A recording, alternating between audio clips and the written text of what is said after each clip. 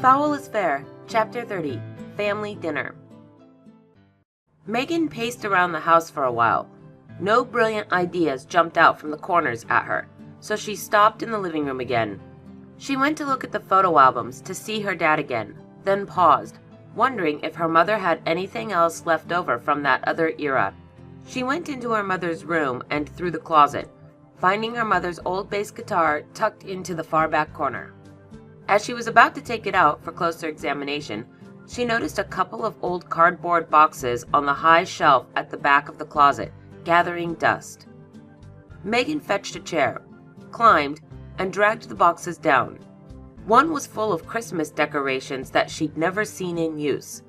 The lights were all neatly coiled, and the holly, mistletoe, and ornaments were neatly separated and stacked.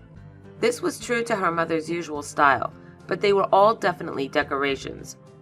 She wondered how long it had been since they had been put up. From the amount of them, she was pretty sure there was plenty for both a tree and to put a few lights along the edge of the roof. The other box was even more interesting. The more fragile contents of the box were protected by a handful of neatly folded Late to the Party t-shirts, with tour dates along the West Coast on the back. Everything else in the box was equally neatly laid out and organized to make the best use of the space. Drumsticks, packs of guitar strings, extra guitar picks, 2 guitar maintenance kits. Megan somehow wasn't surprised her mother had spare items and repair kits for all sorts of emergencies.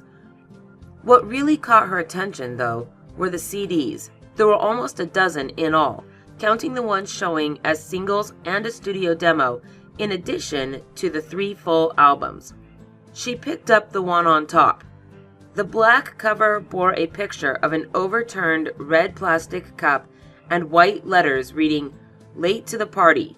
It actually is 1999. Surprisingly, in Megan's experience of such things, at least with her own computer software, the CD inside actually was the album labeled on the case.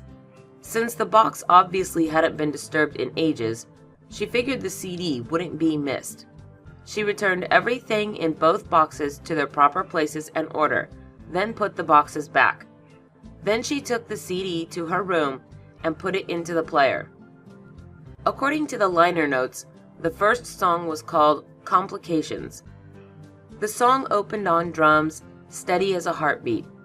Within moments, a few lines of bass were added, then silence to let the heartbeat take center stage again, picking back up now and then, only to fade back to the drums.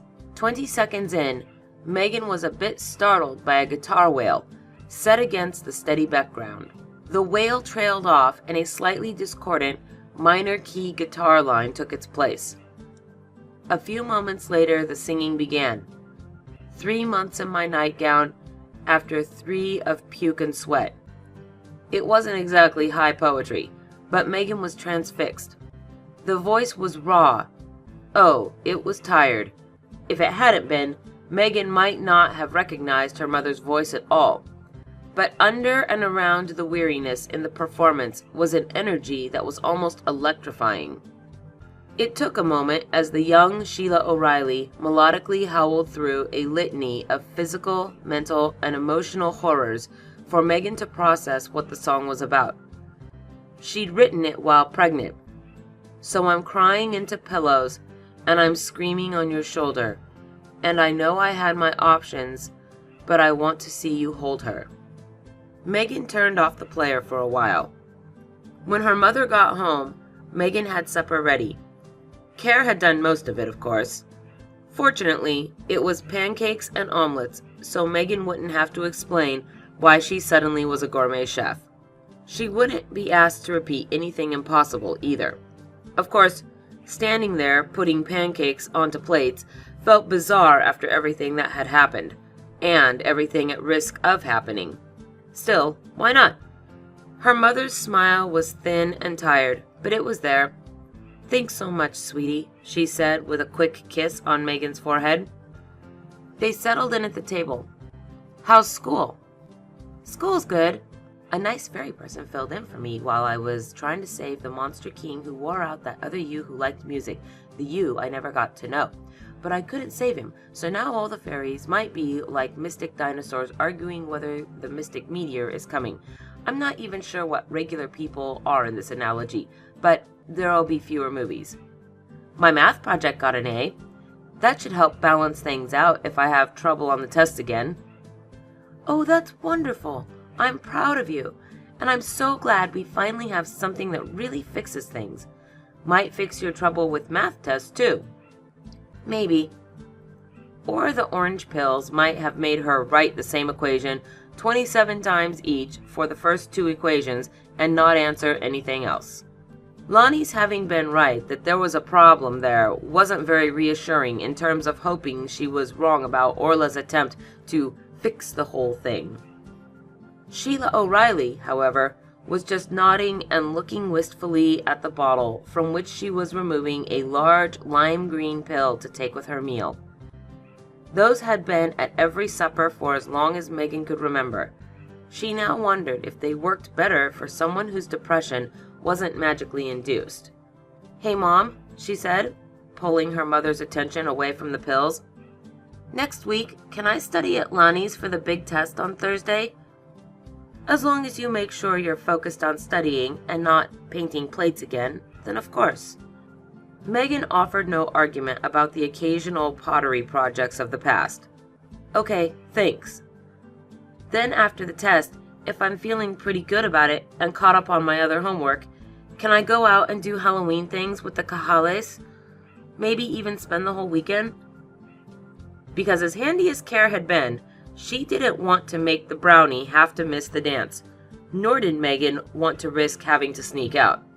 "You'll get all of your homework done first? And you're not going to stay out too late? There's a lot of strange people out on that night." Her mother didn't know the half of it, and Megan certainly wasn't going to tell her. More importantly, the answer hadn't been no, even if it came with conditions. "I think her little brother wants to go trick-or-treating. We'll be indoors before it gets too dark, though. The ballroom was indoors, after all." "All right.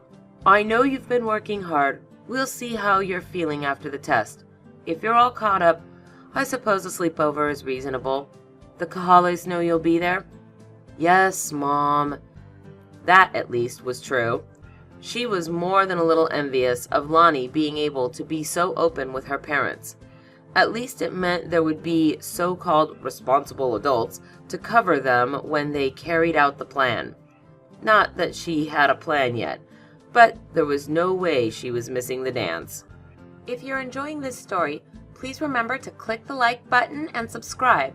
Also, follow me on Patreon for early access, and if you want extra rewards, join my Patreon Fae Fam. Thanks for listening.